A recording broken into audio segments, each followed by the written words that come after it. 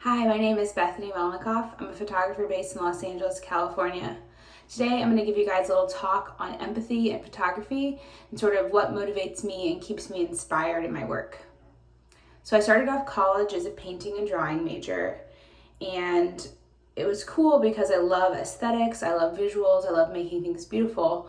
But what was challenging about it was sitting in a studio alone. I really hated being by myself.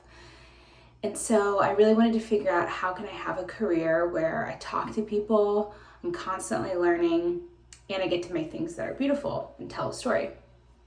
My professor recommended me to transfer schools and major in photojournalism. So I did it, and I graduated from Western Kentucky University with a degree in photojournalism. I then moved out to California, and that's where I live now. I worked at the LA Times for 4 years, and now I'm a freelancer. I cover a lot of different topics. I really love working on stories about women, about people of color, and really representing people the way that they want to be seen and really showing their stories the way that they want to tell them. It's really important to me. And so today I'm going to give you guys a little background on a couple of different projects, so you can kind of see how I think and how I work, and maybe some of that will apply to your own photography. So as an independent photographer, I'm getting a lot of different assignments from a lot of different places. I photograph images for brands, I also work for magazines, and I work for newspapers. And so it's really important for my practice that I also do work that fulfills me and makes me happy and is important to me. And so for the past 2 years, I've been working on a project in the South, in Alabama specifically, about Black birth workers and the whole maternal care for Black women in the South. The story is really important to me because Black women in Alabama are 5 times more likely to die during childbirth than white women. And I think this is a really scary reality, and a reality that has not been explored or told in a way that really creates empathy for the women that are experiencing this healthcare system. And so that's sort of the motivation behind how I got into the work. I also really just love to document people that are working in their communities and show a different narrative surrounding a story that we might have all heard about.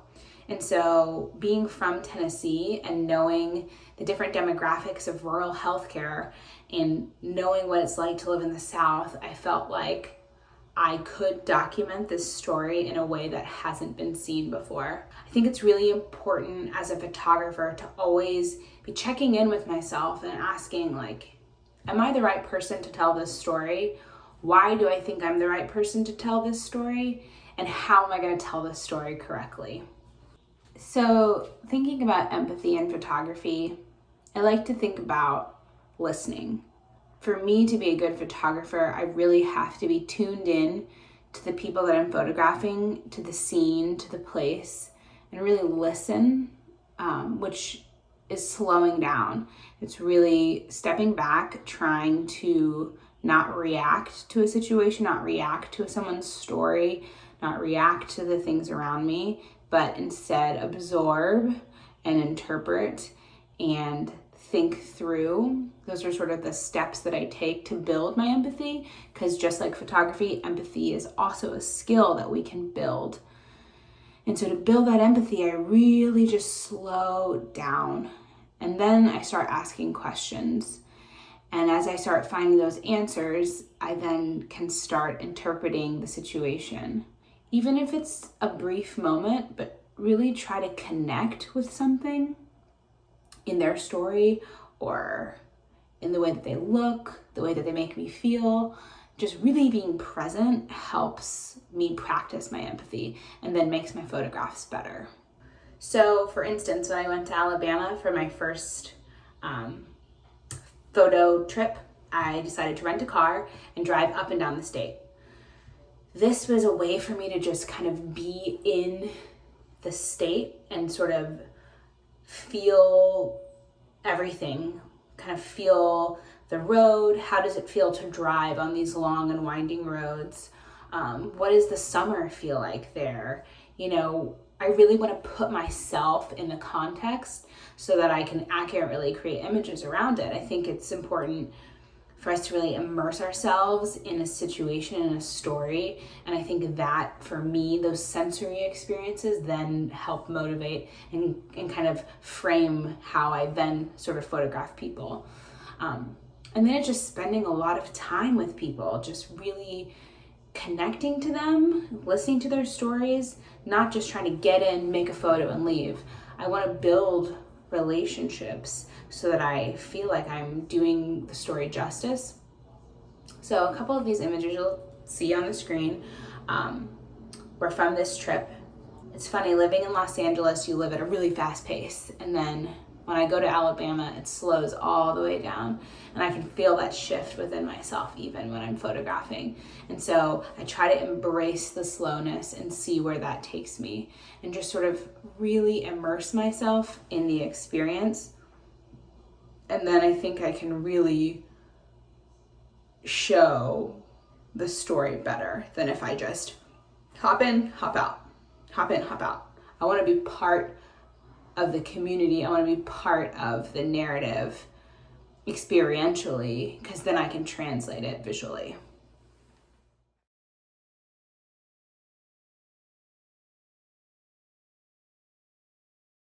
Being a photographer, being a creative person is a practice.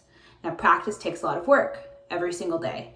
And so for me to stay inspired and to stay creative, I'm always trying to better myself and push myself to learn more.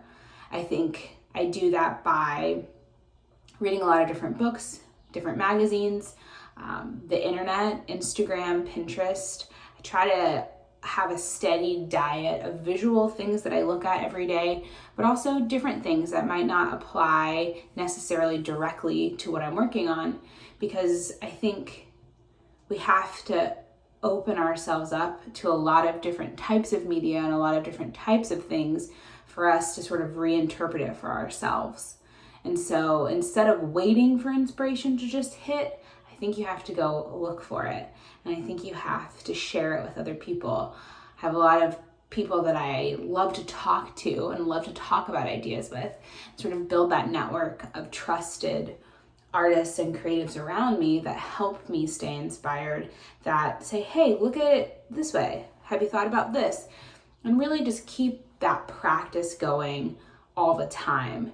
And I think that helps me become a better photographer. It helps me become a better human. And then I'm not just waiting on inspiration. I can keep going. I can keep making things even if I don't feel the inspiration. So I didn't really grow up with photography in my house. My dad always had a camera and he would take pictures, but I grew up with stories. There's 5 kids in my family, and so every night we would sit around the dinner table and everybody would share stories. And so I think I just grew up in this context of reading lots of books, watching movies, and sharing. And so storytelling just comes really naturally to me as a way to connect. And that's how I love to meet people. And it takes me places that I might not necessarily be able to go without my camera. And so it's kind of like my license into other people's worlds. And I love that. I'm just so curious. And so being able to say, hey, can I come meet you? Can I come learn? Can I come grow with you? It's amazing. So I actually really welcome failure, because I think the more you fail, the more you learn. And so if I was to think of any assignment really, it's all about trial and error, and it's all about problem solving and becoming better at problem solving, especially in documentary work, because you're working with real people in unpredictable situations. And so if you think that every single shoot is going to go smoothly and easy and perfect, then you've got something else coming. So I think for me, it's embracing the fact that failure is just part of the job. And instead of letting that scare me, I say, hey, I'm gonna mess up, I'm gonna fail, things are gonna go wrong, but what am I going to do? How am I going to react to that? And how am I going to still create something? Because at the end of the day, you're still going to make something. And so you get to decide if you're going to make something good or if you're going to let yourself become intimidated or overwhelmed and not make something good. And so that's how I kind of look at failure and building that resilience. And I think that repetition over and over and over again, and just saying, okay, that didn't go the way I wanted it to go, but next time it's going to go better. And really not letting failure stop you, I think, is what builds those muscles. Thanks so much for listening. I appreciate your time. I hope that you can take away some tips and helpful thoughts on empathy in photography, and I hope that you can really slow down and make some images that are meaningful to you.